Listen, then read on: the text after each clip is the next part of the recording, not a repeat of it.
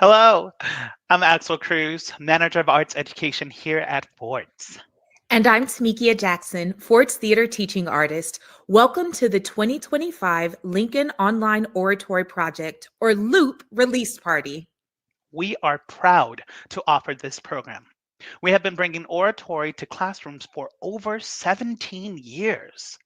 And this year, we worked with over 300 students from 16 different classrooms. That's awesome. It's great that we can extend our reach from National's capital across the United States. Definitely. And what an apt subject, holding up the words of our nation's leaders.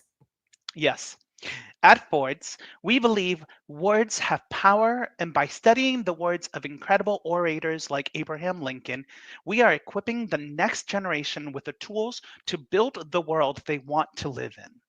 I love that. In addition to working on the speeches, I get to talk with students about the history, language choices, and how the events and people referenced shaped our world today. This is one of my absolute favorite classes to teach. That's great, Tamikia. Is there anything that stands out from conversations you had with students? Sure. I've really been surprised by the variety of conversations that come from talking about the speeches. Students connect to other moments in history or things from their personal lives. My favorite moments, though, are when they find something that they love or value in the speech or a thought that they share with the original author. For instance, with the Gettysburg Address, students latch onto the idea of a new birth of freedom. They connect with that, and we talk about possibility and how we dreamed about things that we might change in society and how we could make those changes, how they could make those changes in their world now. Wow, I love considering the possibilities. We're not facing the same things today, but I can see how that moment early in the Civil War felt like anything could happen. And it's really exciting that you could build on that idea for today. Absolutely. Well, let's get into it. As this is the Lincoln Online Oratory Project, I think it's fitting to start with some of Abraham Lincoln's words. Our first speech is also our most popular one this year, Abraham Lincoln's A House Divided. Our first rendition comes from fourth and fifth graders at the Latin American Bilingual Montessori School, taught by Dolores Peck. Hello there, friends. We are Acotic 4th and 5th graders at the Latin American Montessori Bilingual Public Charter School in Washington, D.C. We are here to deliver President Abraham Lincoln's House Divided speech to help inspire all Americans to return to unity, because we all know a house divided against itself cannot stand. Hola amigos, somos alumnos de Acotic de cuarto y quinto grado de la Escuela Pública Bilingüe Latinoamericana Montessori Charter. Estamos aquí para pronunciar el discurso Una casa dividida del presidente Abraham Lincoln para ayudar a inspirar a todos los americanos a volver a unirse porque, como todos sabemos, una casa dividida no puede soportarse. Mr. President, gentlemen of the convention, if we could just know where we are and whither we appear to be tending, we could all better judge of what to do and how to do it. We are now well into our 5th year since a policy was initiated with the avowed object and confident purpose of putting an end to slavery agitation. However, under the operation of that policy, the agitation has not only not ceased, but is constantly augmented. In my opinion, it will not cease until a crisis shall have been reached and passed. A house divided against itself cannot stand. I believe this government cannot endure permanently, half slave and half free. I do not expect the union to dissolve. I do not expect the house to fall. But I do expect it will cease to be divided, and will become all one thing or all the other.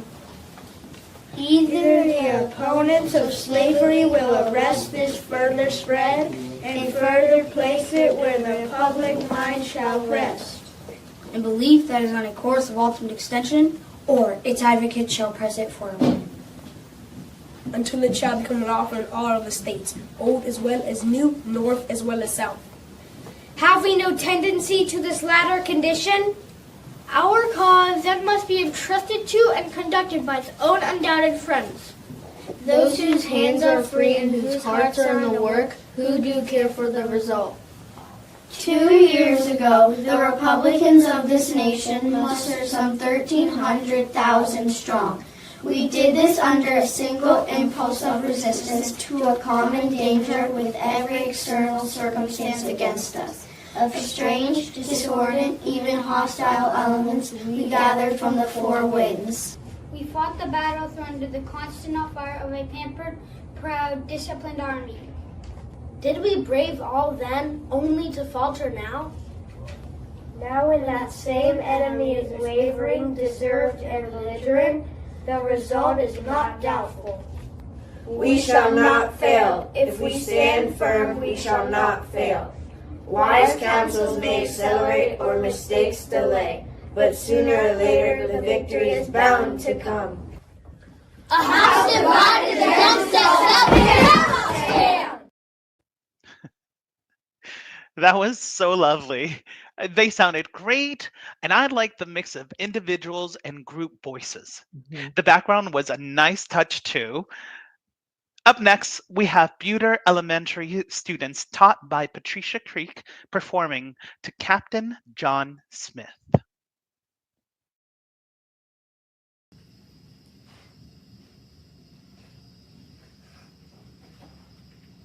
Why would you take by force that from us which you can have by love? Why would you destroy us who have provided you with food? What can you get by war? We can hide our provisions and fly into the woods. And then you must consequently famish by wronging your friends. What is the cause of your jealousy? You see us unarmed and willing to supply your wants. If you come in a friendly manner, not with swords and guns as to evade an enemy, not as simple as not to know, it is better to eat good meat, lie well, and sleep quietly with my women and children. To laugh and be merry with the English, and being friends, to have copper, hatchets, and whatever else I want, than to fly from all, to lie cold in the woods, feed upon acorns, roots, and such trash, and to be haunted that I cannot rest, eat, or sleep. In such circumstances, my men must watch, and if a twig should break, all cry out, "Here comes Captain Smith!"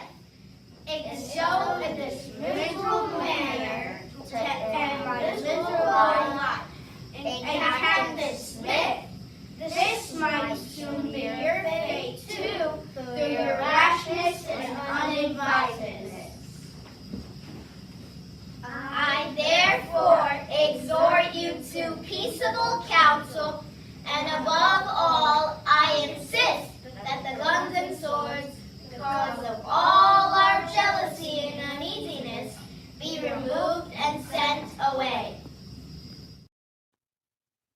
All right, Buter Elementary students. I like the choral work in the to Captain John Smith. It was nice to hear the voices travel and pick up at different parts. It can be hard to coordinate those switches. Yes, I know. And you and I make it look easy, but it's definitely a skill. All right, let's have a few more videos. Yep, we have another one of those to Captain John Smith. This is from Sophia Giconte's class, also from Buter Elementary School. And then it'll be followed by Burgettstown Area Elementary Center students with the Gettysburg Address, taught by Lucas Rendulic. All right, let's watch.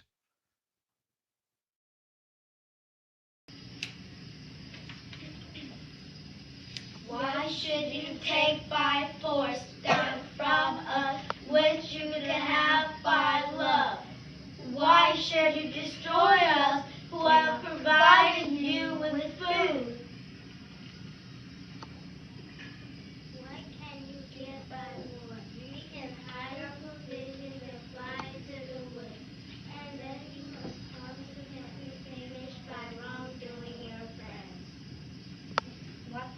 talk about your childhood. You feel fun and everything to surprise your little ones. If you call me in friendly manner. Now we swords and guns that invade an enemy. I'm not so simple as not to know that it is fair to eat good meat, lie well, sleep quietly with my women and children, to laugh and be merry with the English and being their friend, to have copper hatchets and whatever else I want, then to fly from all my cold in the woods, feed upon acorns, roots, and such trash, and to be so haunted that I cannot rest, eat, or sleep. In such circumstances, my men must watch, and if a twig should break, but all would cry out, "Here comes Captain Smith," and so in this miserable manner tend my miserable life. And Captain Smith, this might soon be your fate, through your rashness and unlike devices. I therefore insert you to be peaceable counselors, and have been all insert that the guns and the swords cause up your jealousy and uneasiness by removed and sent away.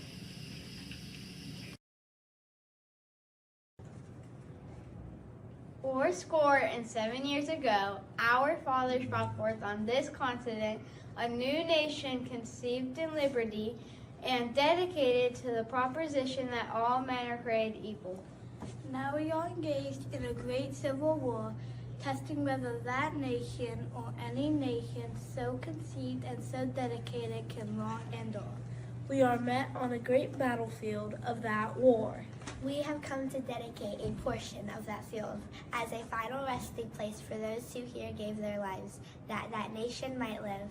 It is altogether fitting and proper that we should do this. But in a larger sense, we cannot dedicate, we cannot consecrate, we cannot hallow this ground.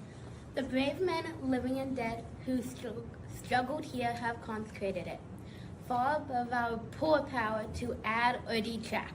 The world will little know nor long remember what we say here, but can never forget what they said here. It is for us, the living, rather, to be dedicated here to the unfinished work which they have fought here, have thus far so nobly advanced. It is rather for us to be here, dedicated to the great task remaining before us. That from these honored dead we take increased devotion to that cause for which they gave their last full measure of devotion. That we here highly resolve that these dead shall not have died in vain. That this nation under God Shall have a new birth of freedom, and that government of the people, By the people, for the people, shall not perish from the earth. Congratulations, Buter and Burgettstown students. I hope you all had a great time participating in Loop. Yes, absolutely. And Axel, will you describe Loop for our audience? Sure, it would be my pleasure. The Lincoln Online Oratory Project allows Fords to share our expertise in history and performings nationally. Students work with their classroom teachers and with the Ford's teaching artists to understand and bring these speeches to life. Now, Tamikia, as a veteran teaching artist with this program, will you talk about how you work with students? Yes. Classroom teachers help students with the language and historical context of the speeches. Teaching artists like me reinforce historical context and work on public speaking techniques. We use podium points, which are tools Fords has identified that good speakers use. They are pace, emphasis, diction, tone, volume, posture, eye contact, and presence. We also use the actor's approach to help students understand the speaker's perspective and deliver the speech with intention. Thank you for sharing that, Tamikia. These videos are good examples of delivering speeches with understanding and intention.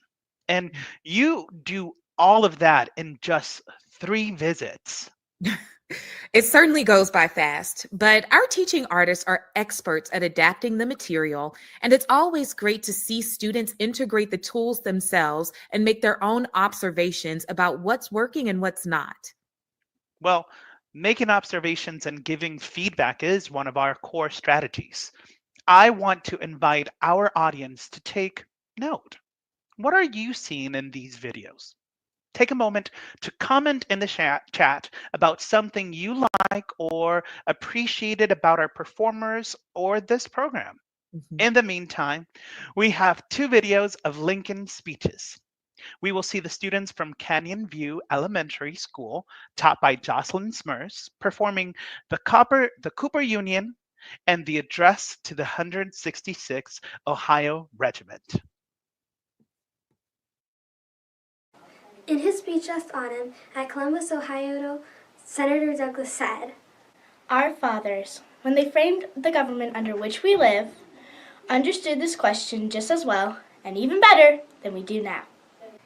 What was the understanding those fathers had of the question mentioned? What is the frame of government under which we live?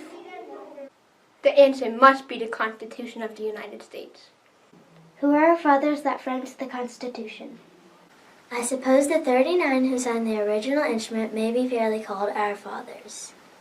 What is the question which, according to Senator Douglas, those fathers understood just as well and even better than we do now? It is this. Does anything in the Constitution forbid our federal government control regarding slavery in our federal territories? Upon this, Senator Douglas holds the affirmative and Republicans the negative. This affirmation and denial form an issue, and this issue is precisely what the text declares our fathers understood better than we. Of our 39 fathers who framed the original Constitution, 21, a clear majority, understood that no part of the Constitution forbade the federal government to control slavery in the federal territories. Well, all the rest probably had the same understanding. Such was the understanding of our fathers who framed the original Constitution. And the text affirms that they understood the question better than we. But enough, let who all believe that our fathers who framed the government under which we live understood this question just as well and even better than we do now. Speak as they spoke, act as they acted upon it. This is all the Republicans ask in relation to slavery. As those fathers marked it, so let it be again marked. As an evil not to be extended but to be tolerated and protected only so far as its actual presence among us makes that toleration. And protection and necessity. Let all the guarantees those fathers gave it be, not grudgingly, but fully and fairly maintained.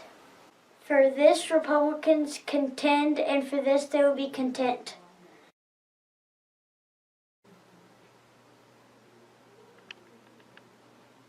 For the service you have done in this great struggle in which we are engaged, I present you sincere thanks for myself and my country. I almost feel inclined, when I say anything to soldiers, to impress upon them in a few brief remarks the importance of success in this contest. It is not merely for today, but for all time to come. That we should perpetuate for our children's children this great and free government which we have enjoyed all our lives. I beg you to remember this not merely for my sake, but for yours. I happen to temporarily occupy this big white house. I am a living witness that any one of your children may look to come here as my father's child has. It is in order that each one of you may have through this free government which we have enjoyed an open field and a fair chance for your industry, enterprise, and intelligence, that you may all have equal privileges in the race of life with all its desirable human aspirations. We may not lose our bright right, not only for 1, but for 2 or 3 years. The nation is worth fighting for to secure such an inestimable jewel. Wow, what inspiring words. One of the things that I love about hearing Abraham Lincoln's words together is that you get to hear the evolution of his ideas. I appreciate how his perspectives changed as the leader of a nation. He was also so precise with his use of language. It's inspiring. Up next, we have Beverly Pennerman students at Buter Elementary with To Captain John Smith. Then we have high school students from Rich Township performing Frederick Douglass's If I Had a Country, I Would Be a Patriot. What would you take by force that from us would you get? have by love? Why would you destroy us who have provided you with food? What can you get by war? We can hide our provision of flying to the woods. And then you must consequently vanish by roaming your friend. What is the cause of your jealousy?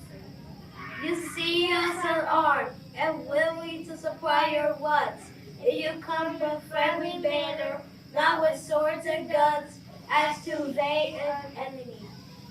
Not as simple as not to know. It is better to be good and meat. Lie well and sleep quietly with my women and children. To laugh and be merry with the English and being friends who have copper hatchets and whatever else. I wants them to fly from all, to lie cold in the woods, feed upon acorn roots and such trash, and to be hunted that could not rest, eat, or sleep. In such circumstances, my men must watch, and if a twig should break, all cry out, "Here comes Captain Smith!" And so, in this miserable manner, to end my miserable life, and Captain Smith, this might soon lead to your fate too, for your rashness and unadvisedness. I therefore exhort you to peaceable counsel, and above all, I insist that the guns and swords, the cause of all your jealousy and uneasiness, be removed and sent away.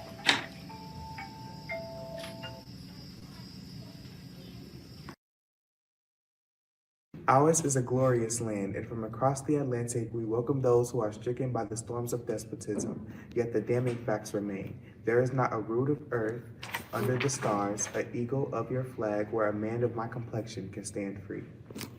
There's no mountain so high, no place so extensive, no spot so sacred that can secure to me the right of liberty.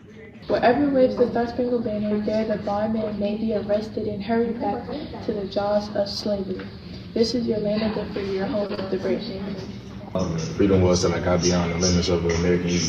When I first rested my head on the birds, I felt that the eagle might scream, but from his talons and beak, I was free, at least for a time. I know this kind of talk is not agreeable to what are called patriots. Indeed, some have called me a traitor. Two things are necessary to make a traitor. One is he shall have a country. I believe that if I had a country, I shall be a patriot. I think I have all the feelings necessary, all the moral material, to say nothing about the intellectual. I do not know that I ever felt the emotion, but sometimes thought I had a glimpse of it. When I have been delighted with the little brook that passes by the cottage in which I was born, with the woods and fertile fields, I felt a great sort of glow, which I suspect resembles a little what they call patriotism. You can look with some admiration on your wide lakes, your fertile fields, your enterprise, your industry, and your many lovely institutions. I can read with pleasure your Constitution to establish justice and secure the blessings of liberty to posterity. Those are precious things to my mind. I have no words of eulogy. I have no patriotism. No, I make no pretension to patriotism. So long as my voice can be heard on this or the other side of the Atlantic, I will hold up America to the line scorn of more indignation. I shall feel myself discharging the duty of a true patriot, for he is a lover of his country who rebukes and does not excuse its sins. It is righteousness that exalts a nation, while sin is a reproach to any people. That was amazing. It really was. Although I have to admit, I am biased. That was a class that I taught, but they did such a great job. They really did. Frederick Douglass did a fabulous job of leaning into the tension of what's beautiful about our country and highlighting the ways it could be better. I think we can all connect with that. I know I can. And that was one of those conversations that we had in class, which was great. And one of my favorite parts of this program is using history not just to know what happened, but also to consider what can happen. I try to inspire students to get involved and know that they can make a difference in their schools, communities, and our government.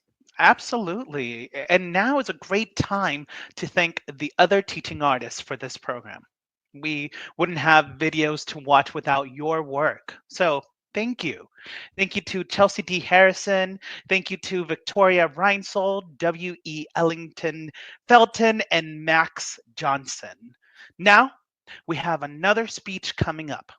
The Gettysburg Address from Lucas Rendelic's students at Burgett's Town Area Elementary Center.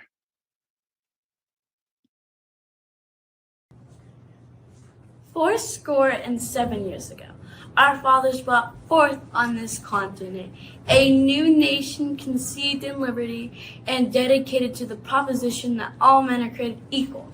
Now we are engaged in a great civil war, testing whether that nation, or any nation so conceived and so dedicated, can long endure. We are now met on a great battlefield of that war. We have come to dedicate a portion of that field as a final resting place for those who here gave their lives that that nation might live. It is altogether fitting and proper that we should do this. But in a larger sense, we cannot consecrate, we cannot dedicate, we cannot hallow this ground.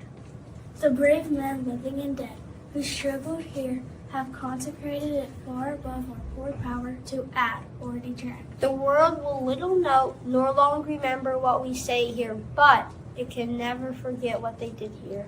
It is for us, the living, rather to be dedicated here to the unfinished work which they who fought here have thus far so nobly advanced. It is rather for us to be here dedicated to the great task remaining before us. That from these honored dead we take increased devotion to that cause which they gave the last full measure of devotion.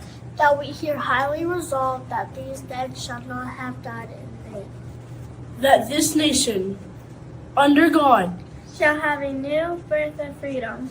And that government of the people, by the people, for the people, shall not perish from the earth. Wonderful job. I want to shout out to all of the teachers who worked on this, especially those of you who created multiple videos. You all do so much for your students, including running on the ground support when teaching artists come in virtually. Really awesome work. I second that. Recording and editing can be a lot of work, especially when you haven't done much of it before. All right, let's close it out with our most popular speech of this year, Abraham Lincoln's A House Divided. Dear Mr. President, gentlemen of the convention, if we could just know where we are and whither we appear to be tending, we could all better judge of what to do and how to do it. We are now well into our 5th year since a policy was initiated, with the avowed object and confident purpose of putting an end to slavery agitation. However, under the operation of that policy, the agitation has not only not ceased, but has constantly augmented. In my opinion, it will not cease until a crisis shall have been reached and passed. a house divided against itself cannot stand. I believe this government cannot endure permanently half slave and half free. I do not expect the Union to be dissolved. I do not expect the House dissolved, but I do expect it will soon to be divided. To become all one thing or all the other. Either the opponents of slavery will arrest this further spread, and place it where the public mind shall rest, and believe that it is on course of ultimate extinction.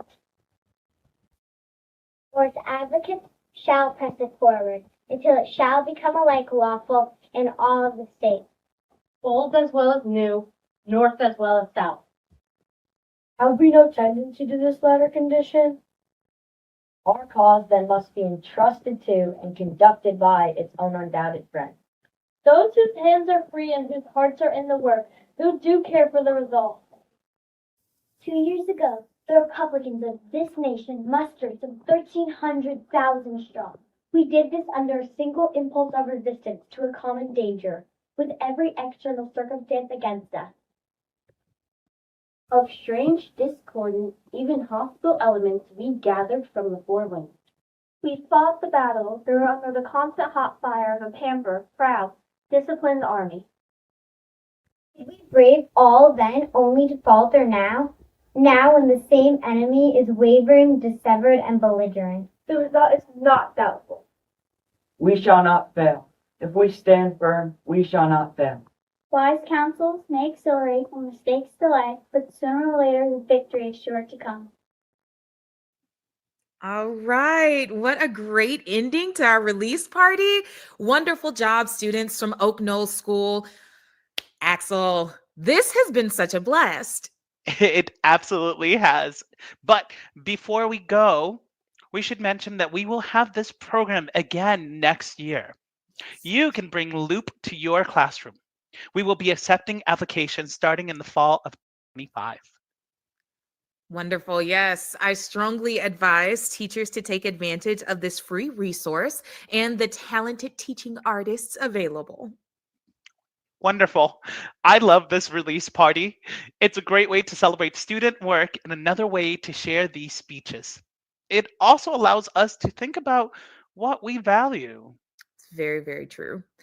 Well, thank you for tuning in and sharing this experience with us. Be sure to tell your students what a great job they did and ask them questions about the speech. They're experts now. Yes, they can probably tell you more than you want to hear. And be sure to test their knowledge of the podium points. We want to thank everyone who provided support. It takes a lot of help to make sure that the classrooms can learn their speeches and make their videos. Thanks to the school administrators, faculty, caregivers, and the community surrounding the students who make sure every line are memorized, time is available, and videos are edited.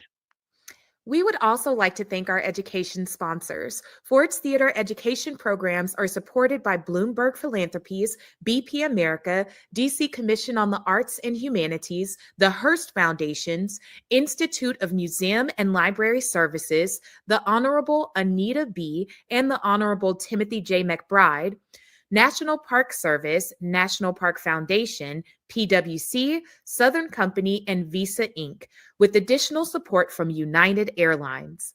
Through their generous donation, this program continues to be available and free to interested classrooms. Yes, if you want to share this video, it will be on our Ford's Theater YouTube page under Loop 2025. There, you will also find videos from our Oratory Festival performances. Teachers, visit the Teaching and Learning page on Ford's website to find out how you can bring the power of oratory into your classroom. And if you want to support our work and make it more accessible to more students, please consider making a financial gift to Ford's Theater to help support our mission and work. Visit fords.org/donate. Your gift makes what we do here possible. Thank you again. Thank you so much for joining us today.